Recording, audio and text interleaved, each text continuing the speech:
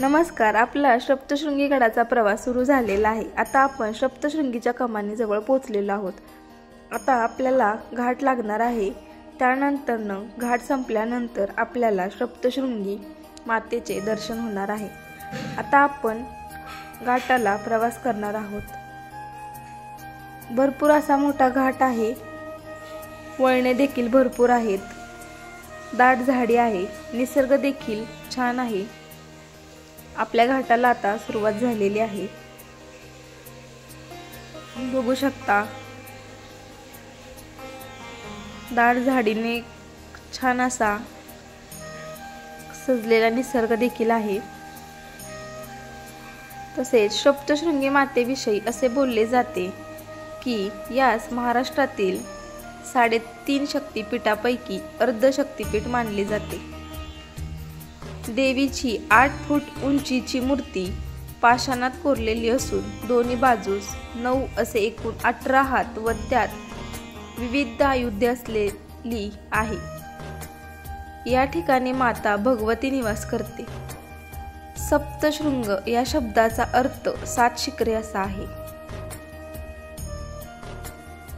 तुम्ही बघ छान असा निसर्ग आहे. आता आपण अजूनही देखील घाटामध्येच खालतीच आहोत. उंच असा डोंगरातून घाट आहे. तसेच सप्तशृंगी गड हा नाशिक जिल्ह्यातील वणी येथील सप्तशृंगी माता ही देवी भागवत तसेच दुर्गा सप्तशती या दोन्ही ग्रंथात उल्लेखलेल्या 108 पीठांपैकी महाराष्ट्रात असलेली देवीच्या 3.5 पीठापैकी ते आद्यशक्तिपीठ आहे. आद्यशक्तिपीठ या शब्दाचा अपभ्रंश होऊन अर्धे शक्तिपीठ झाले, परंतु हे मूळ शक्तिपीठ आहे.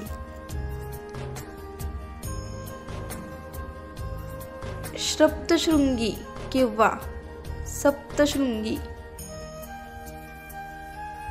हे भारताच्या महाराष्ट्र राज्यातील नाशिक पासून 60 किलोमीटर अंतरावर असलेले हिंदू तीर्थक्षेत्र आहे. हिंदू परंपरेनुसार सप्तशृंगी निवासिनी देवी 7 पर्वत शिखरांमध्ये वास करते. सप्त म्हणजे 7 आणि शुक्र म्हणजे शिखर असे म्हणतात. तसेच सप्तशृंगी गडावर जाण्यासाठी आपल्याला 501 पायऱ्या चढून 1230 मीटर उंचीवर असलेल्या सप्तशृंगी देवी मंदिराचे प्रमुख देवता सोन्याच्या दागिन्यांनी सजलेली आहे.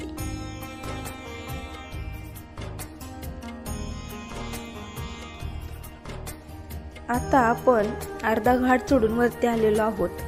तुम्ही बघू शकता आजूबाजूचा परिसर अत्यंत सुंदर आहे आणि आपल्याला आता सप्तशृंगी मातेच्या गडाची कडाही दिसायला लागलेली आहे. आता आपण थोड्याच वेळात सप्तशृंगी गडावर पोहोचणार आहोत. आता आपण सप्तशृंगी गडाच्या जवळपास आलेलो आहोत. आता आपण सप्तशृंगी मातेविषयी थोडासा इतिहास जाणून घेऊयात. सप्तशृंग येथे वास्तव्य करणारी देवी म्हणजे सप्तशृंगी असे मानले आहे. दंडकारण्यात राम सीता वनवासात असताना देवीच्या दर्शनाला आल्याचे पौराणिक ग्रंथात उल्लेखलेले सापडते. पौराणिक कथानुसार महिषासुराचा वध केल्यानंतर देवीने विश्रांतीसाठी येथे वास्तव्य केले.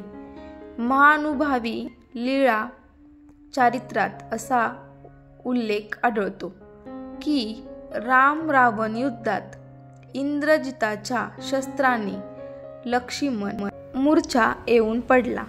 त्यावेळी हनुमानाने द्रोणागिरी पर्वत नेला आणि द्रोणागिरीचा काही भाग खाली पडला. तोच हा सप्तशृंगी गड होय. नाथ संप्रदाय मध्ये नवनाथ भक्तिसार या पोथीत 2ऱ्या अध्यायात वर्णन असे आहे की दत्तगुरु व महादेव अरण्यात गमन करत असतात व अचानकपणे महादेव यांना कळतं की कोणीतरी तपश्चर्या करत आहे. ते बघण्याकरिता ते दत्तगुरू यांना पाठवतात व दत्तगुरू त्यांना घेऊन महादेवांकडे येतात आणि महादेव व दत्तगुरू म्हणतात की तुझी इच्छा आदिशक्ती सप्तशृंगी देवी पूर्ण करेल. शाबरी विद्याची खरी सुरुवात सप्तशृंगी गडावरून होते. सविस्तर माहिती नवनाथ भक्तिसार या पोथीत 2ऱ्या अध्यायात वर्णन केलेले आहे. निवृत्तीनाथांनी समाधी घेण्यापूर्वी काही दिवस उपासना केली होती.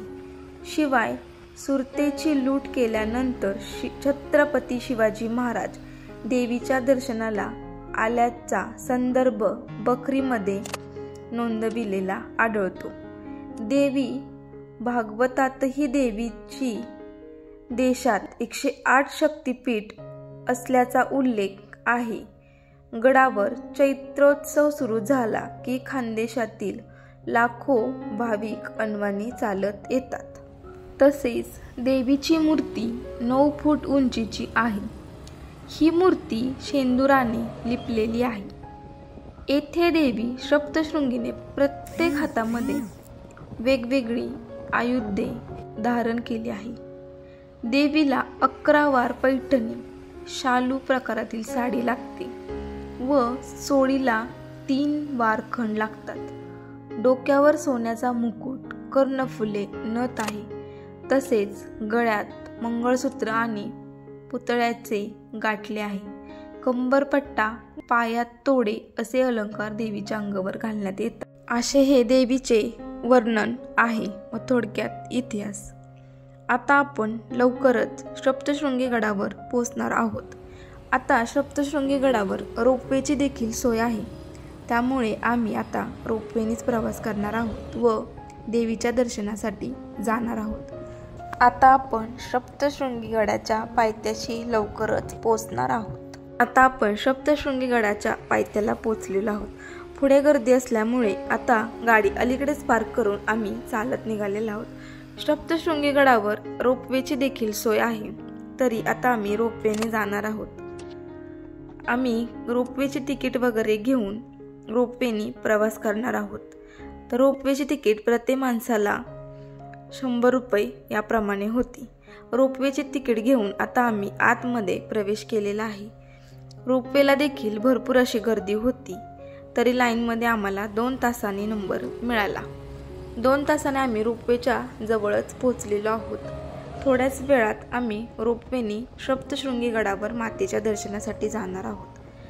आता आम्ही सप्तशृंगी गडावर जाण्यासाठी रोपवेची त्या ट्रेनची वाट बघत होतो. आमची ट्रेन आलेली आहे. आता आम्ही याच्यामधून गडावरती प्रवास करणार आहोत. तरी या प्रवासात आमच्यासोबत आमची थोडीशीच फॅमिली आहे. बाकीचे सगळे पायऱ्यावरून गेलेले आहेत. या ठिकाणी आपली ट्रेन आलेली आहे. आता आम्ही सगळे त्यामध्ये बसलेलो आहोत. 5 मिनिटात यामधून आम्ही दर्शनास गेलो.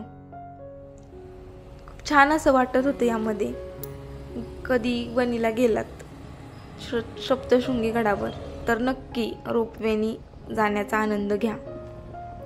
तुम्ही बघू शकता रोपवेमधून असा छान असा खालचं परिसर दिसत होता. आता आम्ही थोड्याच वेळात मंदिरामध्ये पोहोचणार आहोत. मंदिरामध्ये जाण्यासाठी देखील भरपूर अशी गर्दी होती. आता आम्ही मंदिरामध्ये पोहोचलेलो आहोत. मंदिरामध्ये खूप अशी गर्दी आहे.